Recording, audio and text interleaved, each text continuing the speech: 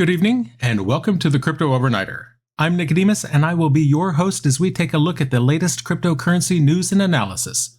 So sit back, relax, and let's get started. And remember, none of this is financial advice. And it's 10 p.m. on a Saturday, May the 6th, 2023. And this evening, let's talk about that proposed bill that was put forward by the New York Attorney General Letitia James. That bill aims to give the New York Department of Financial Services stronger authority to regulate digital assets and protect investors. The bill proposes several measures to combat fraud and ensure transparency in the crypto industry. One key provision is that exchanges must reimburse customers if they fall victim to fraud. The legislation also seeks to ban marketplaces from keeping custody of customer funds and count the all-in-one approach of crypto companies as an illegal conflict of interest. The proposed legislation targets a range of stakeholders, everyone from crypto issuers and exchange platforms to digital asset influencers. All are to be held to detailed disclosure requirements. Investors would be offered the details of the risks and conflict of interests, and crypto companies would not be able to borrow or lend customers' assets. The bill also seeks to give the Attorney General additional enforcement powers. Things like issuing subpoenas, imposing civil penalties, collecting restitution, damages, and penalties, shutting down businesses engaged in fraud and illegality. The comprehensive regulatory framework would make New York a leader in the U.S. regulatory space. It's an approach that other states, including California and Illinois, have sought to follow, but haven't yet established those regulations. The proposed legislation has received support from several members of the state's legislature. Many of them believe the regulator may not have had sufficient authority to oversee the sector. Now, many critics have voiced concerns that this bill just doesn't understand crypto, and it won't be possible to apply the provisions to decentralized organizations. In short, this proposed bill is designed to give the New York Department of Financial Services stronger authority to regulate digital assets and protect investors. Now, while the bill has received support from some lawmakers, it remains to be seen whether it will become the state law. I want to thank you so much for listening this evening, and I'm going to ask you to like, follow, and subscribe to the podcast. It really makes a big difference when trying to get new listeners. According to a recent Bloomberg report, citing 5 anonymous sources, the U.S. Department of Justice's National Security Division is investigating whether Binance allowed Russian customers to access its platform. This in violation of U.S. sanctions related to Russia's invasion of Ukraine.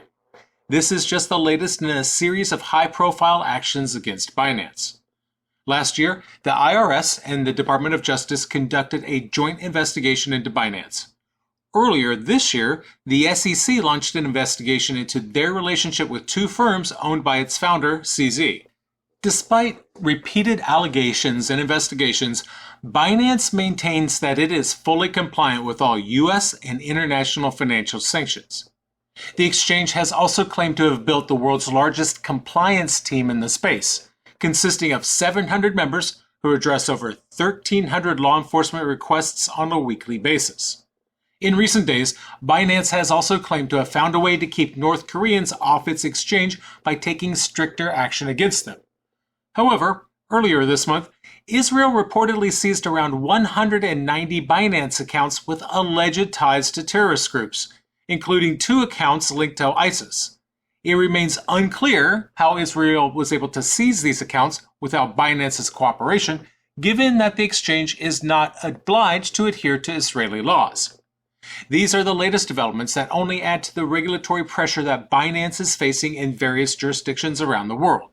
In March, the U.S. CFTC sued Binance for allegedly offering unregistered crypto derivatives products in the U.S. As of now, Binance and the U.S. Department of Justice have not commented on the recent reports. We'll keep you updated with any further developments. Recently, a U.S. judge has ruled that Craig Wright has shown prima facie evidence of contemptuous conduct in court proceedings for failing to provide correct information linked to $143 million in crypto. The judge issued the ruling as the case continues between Wright and Kleeman, who claimed rights to the crypto that he said was mined by his late brother David. In 2022, a judge found in favor of Kleeman and linked company W&K. But W&K says that Wright never fully provided the personal information needed to enforce the payment and has asked the court to conduct contempt of court proceedings and impose fines of $250,000 per day.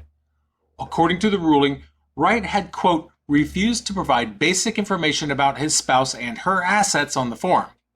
Now, Wright's claim is that the form should have been kept confidential to avoid revealing sensitive personal information that is factually false, and the designation was improper from the beginning, according to the judge. Which means Wright and his attorneys have until May 18th to show why they should not face a sanction for seeking to keep the information confidential. A further hearing on July 6th in Palm Beach will consider the facts linked to the alleged non-compliance.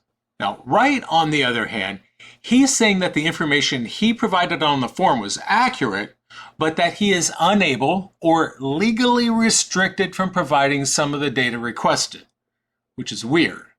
So he'll be given another opportunity to make that case, according to the judge. In April, a judge at the High Court in England ruled that it was not in the public's interest to continue to pursue contempt of court proceedings against Wright, even if there was evidence that he'd revealed details of a judgment before it was supposed to be published. This has been a long, complicated legal battle, and honestly, I'm looking forward to seeing what happens next. Lawyers for Voyager Digital have announced that the company will be self-liquidating its assets and winding down operations. This comes after the crypto lender was unable to clinch a deal to sell itself to either FTX US or Binance US. And I mean, it's been kind of like a curse, hasn't it? Every time a company is going to step up and solve the situation, something bad happens. I mean, because this decision comes just 10 days after Binance US pulled out of a $1 billion deal to purchase Voyager Digital's assets, following a US government intervention to block part of that deal. And before that, Voyager had a deal to sell itself to FTX, but that fell apart when FTX fell apart. According to court filings, Voyager's customers will receive an initial recovery of only about 36% of their crypto holdings, which really is a pretty disappointing rate compared to both the estimated recovery rate of 72 to 73% if either the acquisition plans were successful and the recovery rates for creditors of other bankrupt crypto firms. I mean, look at Celsius creditors. They're going to receive an estimated 70% of their holdings. The recovery rate could rise if Alameda Research's attempt to claw back $446 million fails. Voyager's lawyers are also withholding an additional $259.6 million of the estate's holdings for litigation costs and administrative claims and other holdbacks. For creditors who have any of the 67 supported tokens, including Bitcoin and Ethereum, stuck on the platform, they will be able to withdraw their allowed percentage of their crypto directly. For any of those with the 38 unsupported tokens, including Sol and Algorand, Voyager will liquidate everything and pay those customers back with USDC. The planned liquidation is not without its objections. Creditors have until May 15th at 4 p.m. Eastern Time to submit their objections to the U.S. Bankruptcy Court of the Southern District of New York. So now let's look at the situation in China. Their government's anti-crypto stance has not changed despite Hong Kong's steady progress in crypto adoption. Although some state-affiliated banks in China have opened bank accounts to serve crypto clients in Hong Kong, this does not imply any change in the Chinese government's attitude toward crypto. CPIC Investment Management is a China government-backed firm regulated as a Hong Kong entity. They launched 2 cryptocurrency funds in April, but its CEO does not expect the government to change its policies in the foreseeable future. So that CEO emphasized that the company operates as a Hong Kong entity regulated by the Securities and Futures Commission. That allows them to invest in different markets or asset classes, including crypto. However, that does not indicate a change in China's anti-crypto policies or the Chinese government's attitudes towards crypto. The Chinese government has maintained its anti-crypto stance for a long time, and Zhao believes that it will continue to do so. The lawyer David Lesperance also shares his view, saying that China wants to increase its foreign currency deposits, whether in fiat or crypto, but they are bifurcating the markets to shut out domestic Chinese customers while attracting foreign customers. The crypto market in mainland China is effectively shut down, and there are enforcement concerns about Chinese clients using Hong Kong exchanges to get money out of China. However, the crypto exchanges in Hong Kong have strict Know Your Customer policies, which aims to restrict mainland Chinese investors on their platforms. So, while Hong Kong continues to make progress in cryptocurrency adoption, the Chinese government's anti-crypto stance remains unchanged. Now from China, let's go to the UK, and specifically the United Kingdom's Financial Conduct Authority, or FCA, and their recent crackdown on illegal crypto ATMs. Yesterday, the FCA announced that they had coordinated with local authorities in 3 UK cities to inspect facilities suspected of operating unregistered cryptocurrency ATMs. This enforcement action followed similar operations in March in East London and February in Leeds.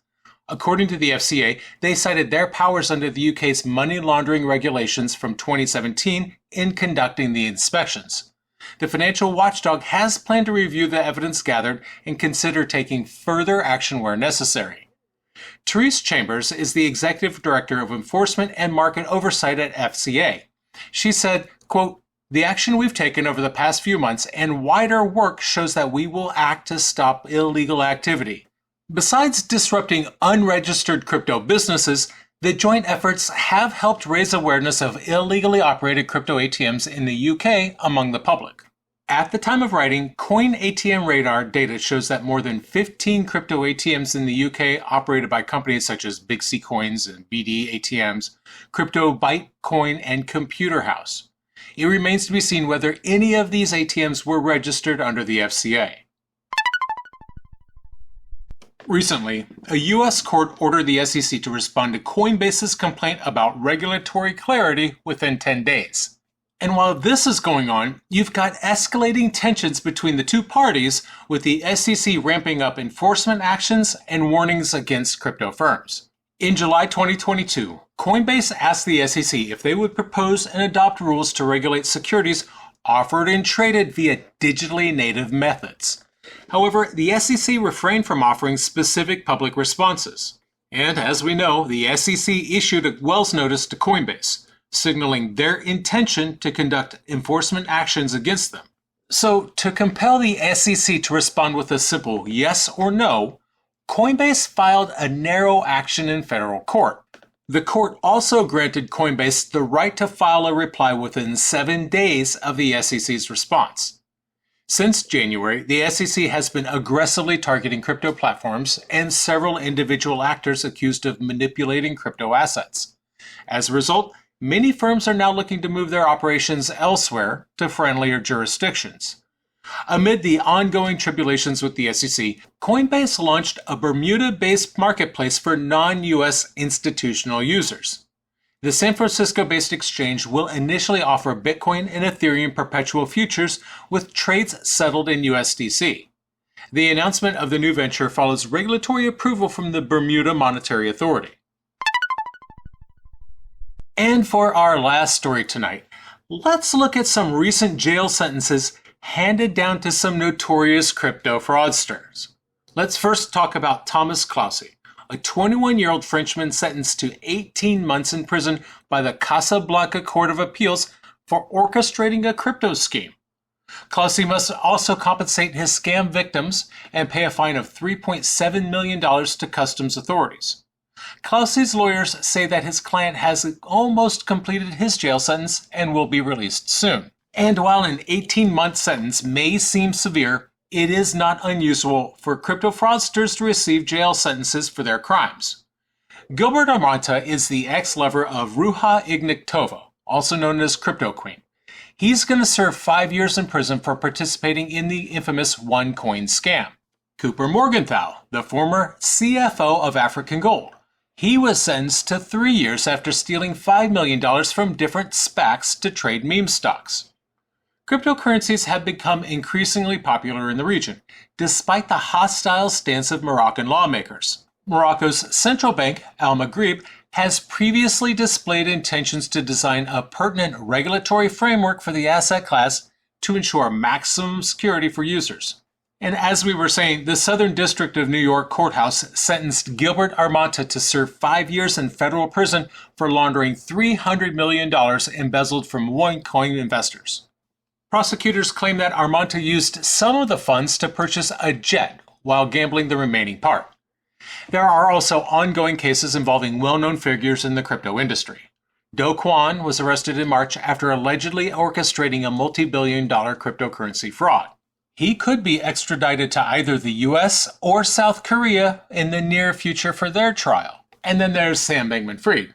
SBF is just chilling at his parents' house in California after serving a brief time in a Bahamian jail. His trial in October will decide whether he had a hand in the gigantic FTX meltdown. Should he be decided guilty, he could spend his life in prison. These cases demonstrate the severity of crypto fraud and the consequences that await those who engage in such activities.